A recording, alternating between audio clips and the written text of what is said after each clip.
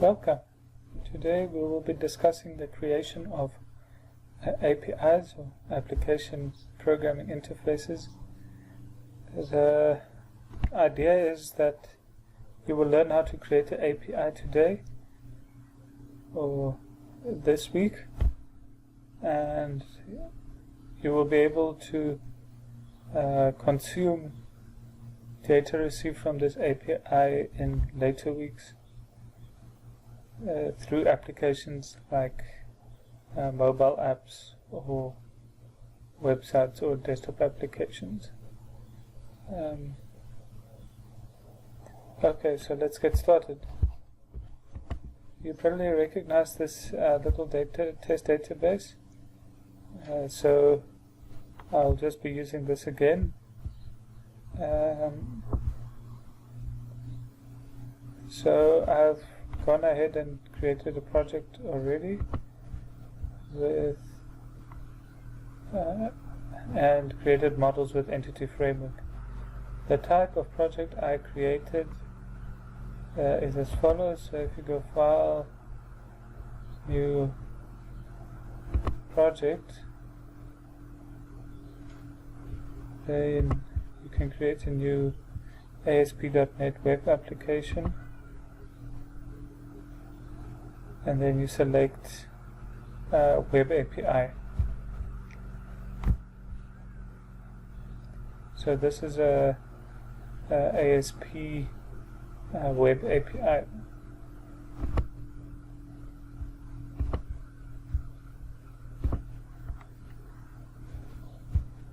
Okay, so we spoke last year about how to create models of your database, so that you easily do by right-clicking on models and then adding a new item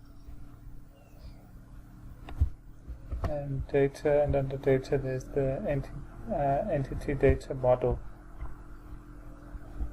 Okay, so initially when you start up the project, you'll see there are some controllers like home controller, and so you can delete those controllers and then create controllers for all of the entities that you would like.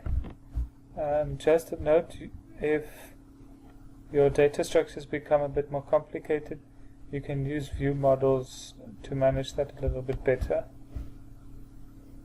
Okay, so let's get to it then.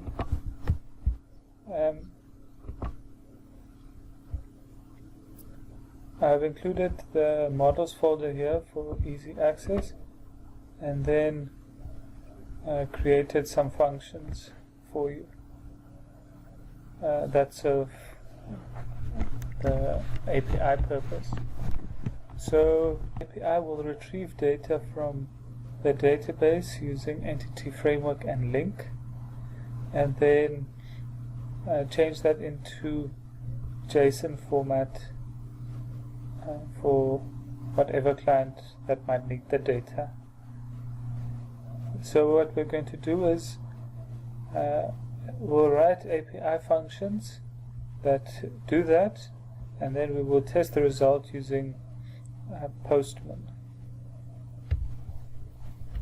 Okay, so the first function I wrote was a get all shoe types function. So this is a very simple function that gets all of the shoe types in the database, puts them in a list, and returns that to the client application as JSON. So I've split it up a little bit. I've handled the formatting of the data in a function called getShoeTypeReturnList, and this handles the getting data from the database and returning it to the client. So remember to set proxy creation to false, otherwise you might load you will load too much data into memory.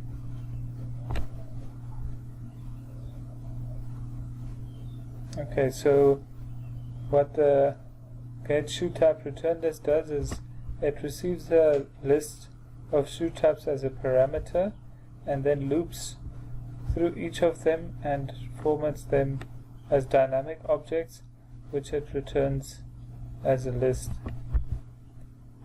So for argument's sake, you can return the list of shoe types directly to the client, but that means you return a lot of junk data that the client does not need. Okay, so in this instance we only need the ID and the description of the shoe types, and then this simply gets added to that list and returned to the calling function, which returns that list of dynamic objects to the client. That list of dynamic objects is then directly formatted to JSON. So the HTTP post defines that this function is available only through a post request and not through GET, and this route defines the route that it will be accessible through. I'll demonstrate that soon. So there are a couple of libraries we need to add to do this kind of thing. That includes data.entity, which will help you use .include in your link queries, and then web.http, which is for all these kinds of things. You should also change your the superclass of your controller to API controller instead of controller.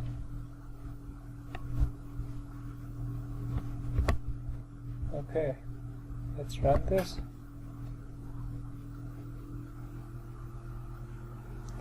Okay, so you'll see that this is not directly accessible through a web interface. So what we'll simply do is copy that address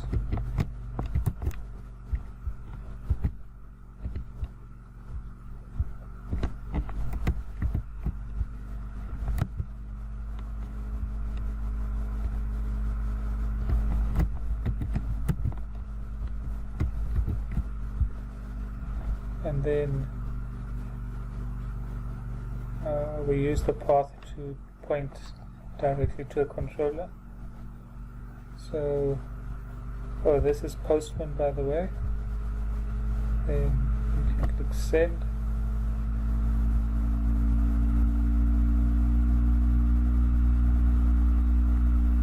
And this returns all of the shoe types to you that are in the database in a JSON array like that. Just a note, when you send data back to the API, it will have to be formatted like this as well.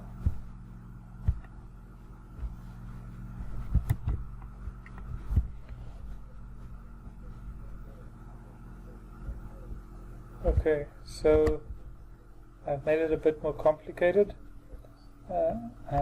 This time we'll be returning all the shoe types with all of the shoe types as associated shoes to the front.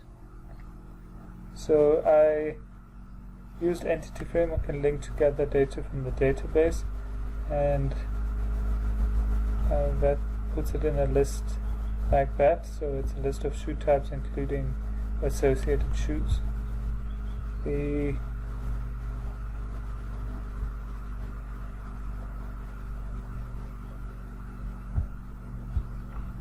data formatter looks like this. The only difference is I wrote a function to handle the shoes which does the same as this, except for each of the shoes under each, all of the shoes under each shoe type.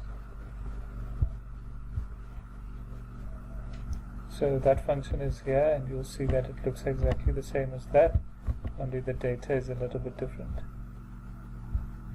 Okay, let's call this and see how it works. So we can just copy that root,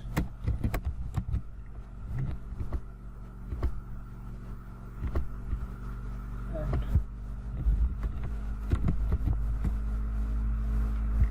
place it like that.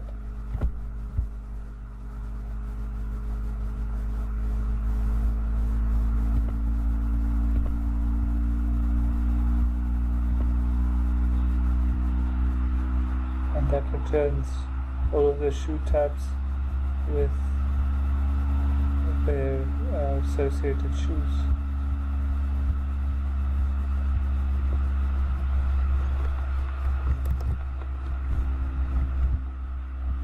So to demonstrate how data will be sent to the API, I've created some add functions. So the first add function receives a list of shoe types like that from the client, and then adds that using link to the database. It's pretty straightforward like that. So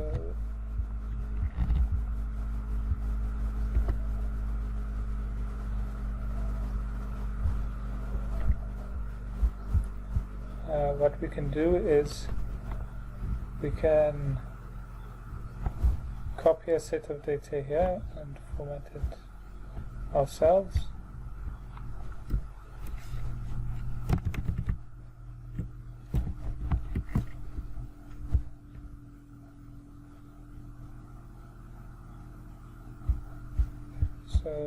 So let's copy the root to the function first.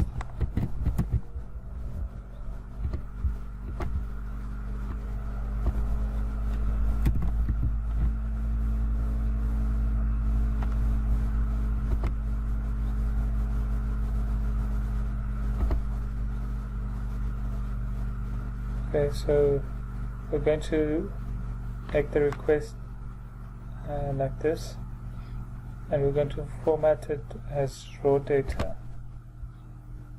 So raw data means that it will give you options as to what format you'd like to send through the API, and we just want to send JSON data.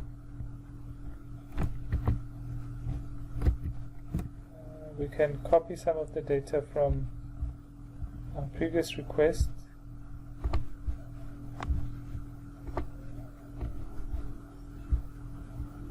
just for testing purposes.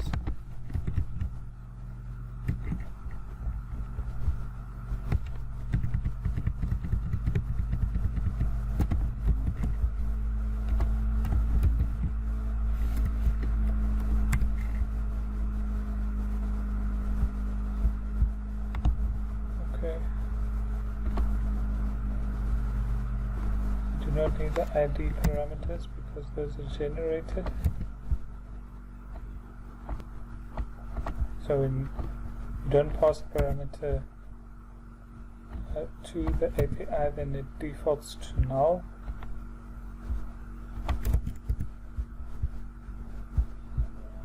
Then, but I'm just going to change these descriptions so that you can see whether the data was added to the database.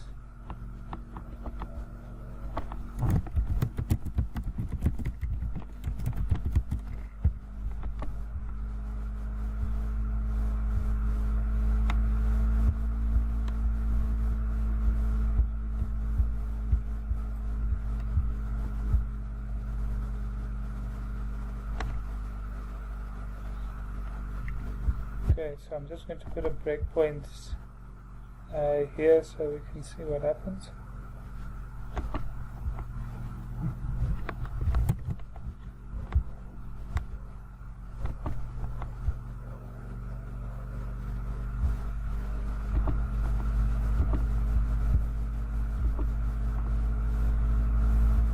Okay, so that breakpoint got hit. Let's look at the data received. So it received two shoe types, and then you can see that it was directly modeled to shoe type. So this is quite simple data. If you wanted to send more than one model or a bit more complex data structure, you can create a view model first and then map this to that view model. Okay, so this is working fine.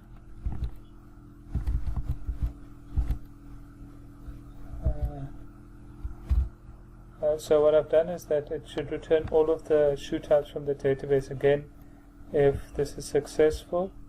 So we can just continue.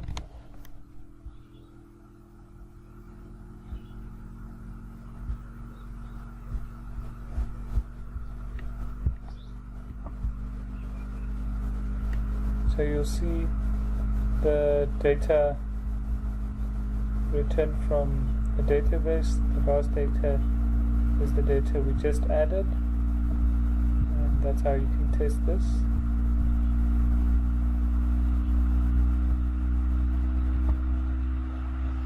Then the final function I wrote was add shoe type with shoes.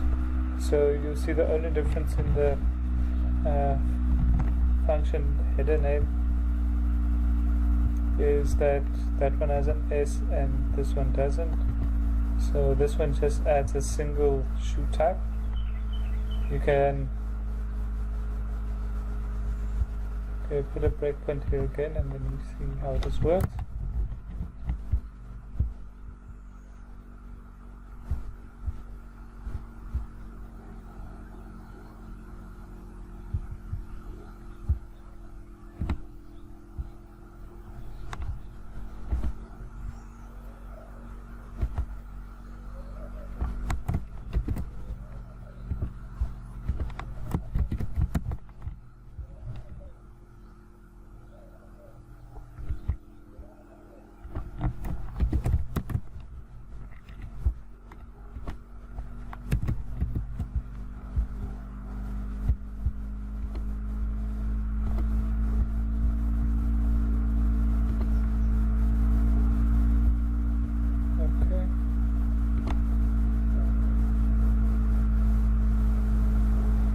So the error we have here is that the object we sent through was null. We didn't send any data through to the API function. As an API, you should never trust the front end or the client, and so you should always test for this. So let's do that quickly.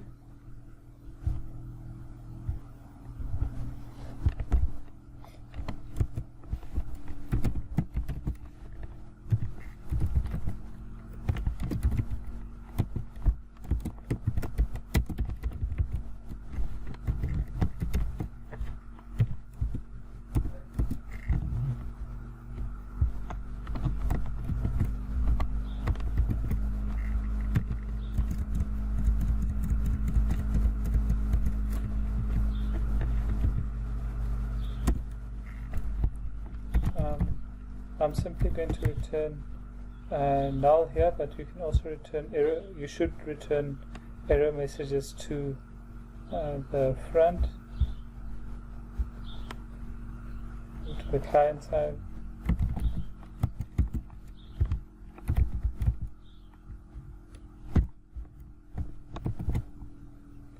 So this simply checks if the shoe type is null, then it will return null, otherwise it will go through. So let's try that again.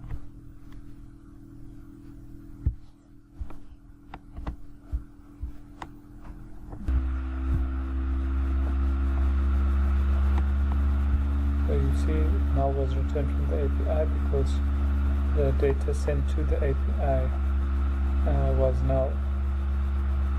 So we can quickly look at the previous data to see, to get a shoe type quickly. So we only want to add a single shoe tag, and that looks something like this.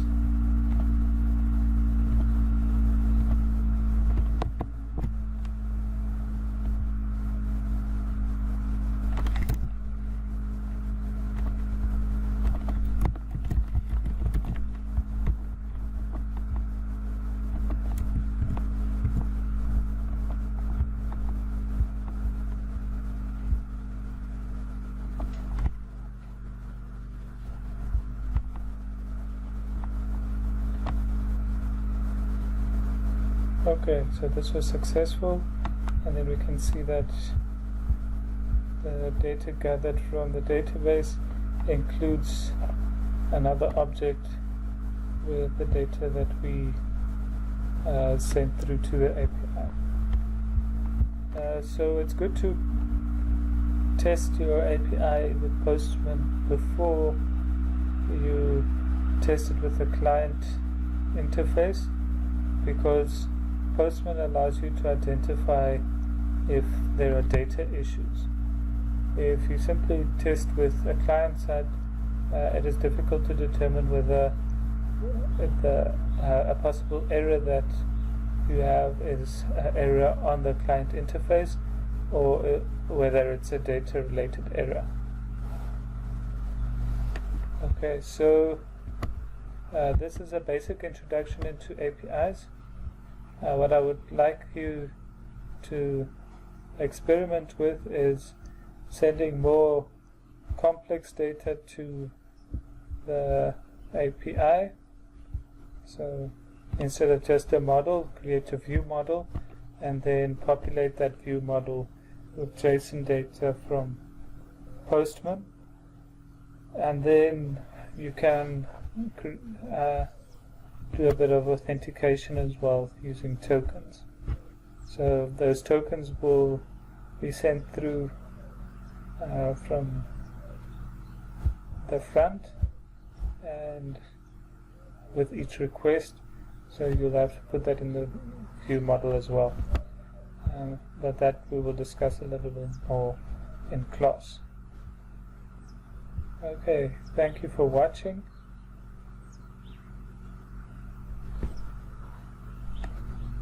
And I hope you have a pleasant day.